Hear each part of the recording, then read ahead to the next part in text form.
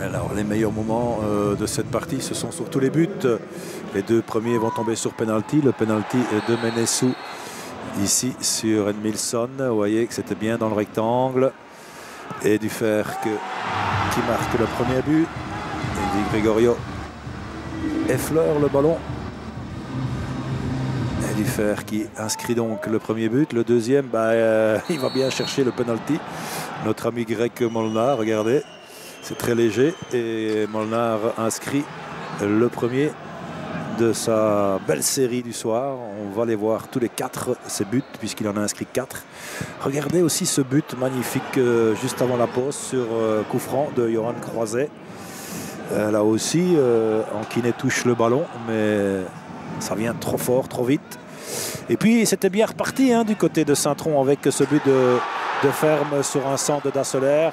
De Ferme qui saute plus haut que Thiam. Et on pensait là que Virton allait vraiment souffrir avec ce coup de tête qui ne laisse aucune chance au gardien Di Gregorio. Et puis en contre, voilà ce qui est arrivé. Saint-Tron a laissé des espaces que Tisch laisse trop faire là-bas le centre. Et puis là c'est la première alerte avec Molnar qui ne peut pas concrétiser. Le corner de Fauqui. La remise de la tête au deuxième poteau en 2 temps. Et puis Molnar qui est là pour faire déjà 2-3. Grec Molnar. Le petit cœur au passage. Et comme on l'a laissé faire aussi du côté de Saint-Tron, où on est toujours mal placé en défense. Saint-Tron qui n'aura pratiquement pas d'occasion en deuxième période, si ce n'est cette frappe croisée de Kevin qui n'inquiète finalement pas Di Gregorio.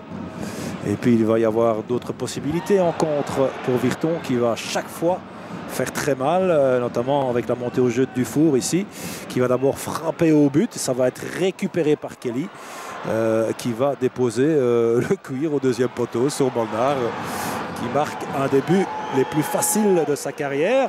Mais il fallait être là, que d'espace. Et le repli défensif a été à chaque fois très mauvais du côté de Saint-Tron. Et puis l'assist aussi parfaite de Labi. Et toujours ce petit bonhomme, ce petit attaquant vif Molnar qui empile les buts et qui marque ici le 5e de Virton, le 4e pour lui. 4 buts de Molnar et 1 de Croiset. Et regardez encore ce but parfait. Et on va écouter Franck Defailly, l'entraîneur très heureux de Virton, au micro de Jérôme Drop. Franck Defailly, félicitations pour cette belle victoire. Pourtant, en début du match, vous étiez fâché parce que Virton ne gardait pas le ballon dans l'équipe. Oui, on essaye en tout cas de transmettre à son équipe ce qui manque dans ces moments-là. On savait que il ne faut pas oublier la qualité de l'adversaire qui, on savait, allait mettre une pression d'entrée de match.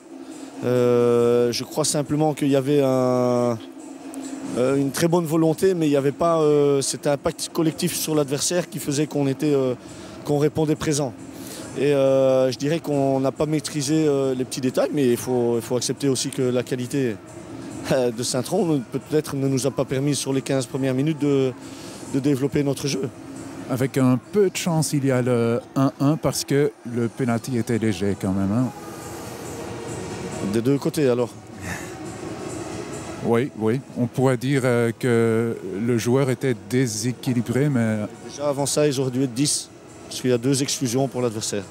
Normalement, vous l'avez vu mieux que moi, puisque vous avez les images, mais je pense que la faute de main, mon joueur part sur le but. Sur le penalty qui est sifflé, s'il y a une suite logique, il y a carte rouge aussi. Donc voilà, et de l'autre côté, je pense qu'il est en dehors du rectangle.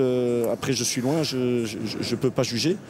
Mais ce n'est pas ça qu'il faut retenir aujourd'hui. Aujourd'hui, c'est quoi? C'est le football qui sort gagnant d'un match comme celui-ci. Pourquoi? Parce que Virton, avec ses petits moyens, avec son grand cœur, a prouvé que finalement, c'était pas les noms, c'était pas les sous qui font le jeu, mais bien d'autres choses. Et là, aujourd'hui, je suis très heureux pour mes joueurs. Et je pense que ce qu'ils méritent aujourd'hui, et pour la semaine prochaine, certainement, c'est d'avoir le public virtonais qui répond présent et qui pousse cette équipe vers le haut. Parce qu'aujourd'hui, je pense qu'à domicile, elle est encore un peu crispée parce qu'elle voudrait donner du spectacle et elle n'y parvient pas toujours. Mais ça, c'est quelque part un appel du cœur vis-à-vis de nos supporters. Les fidèles y sont toujours et je voudrais que, quelque part, ceux qui ne répondent pas présents les dernières semaines, je dirais, se rameutent autour du club et poussent cette équipe qui... Je sais aussi que mon job, dès aujourd'hui, c'est aussi penser à la semaine prochaine qui sera le dernier match du premier tour, mais je vais leur foutre la paix aujourd'hui, mais demain on va déjà remettre tout le monde un peu sur terre. Ok, merci, félicitations.